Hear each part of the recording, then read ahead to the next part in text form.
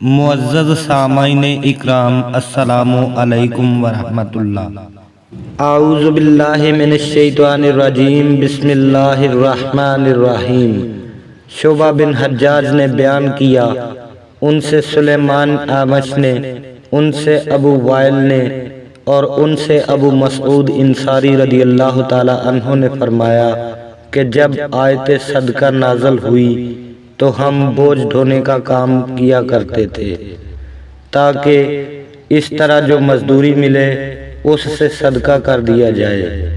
اسی زمانے میں ایک شخص عبد الرحمن بن عوف آیا اور اس نے صدقہ کے طور پر کافی چیزیں پیش کیں۔ اس پر لوگوں نے یہ کہنا شروع کیا کہ یہ آدمی ریاکار ہے۔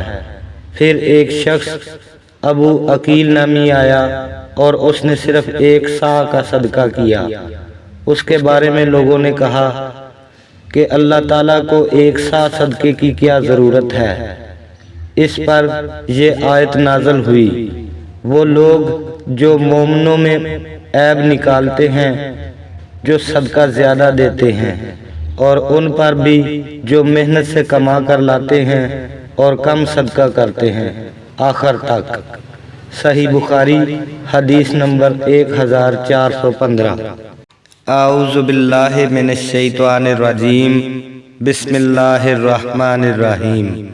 سعید بن یحییٰ نے بیان کیا، کہا مجھ سے میرے والد نے بیان کیا، کہا کہ ہم سے اعمش نے بیان کیا، ان سے شفیق نے اور ان سے ابو مسعود انصاری رضی اللہ تعالی عنہ نے کہا کہ رسول اللہ صلی اللہ علیہ وآلہ وسلم نے جب ہمیں صدقہ کرنے کا حکم دیا تو ہم میں سے بہت سے بازار جا کر بوجھ اٹھانے کی مزدوری کرتے، اس طرح ایک مد غلہ یا کھجور وغیرہ حاصل کرتے جسے صدقہ کر دیتے۔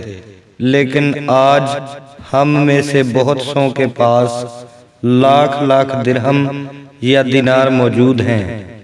صحیح بخاری حدیث نمبر 1416۔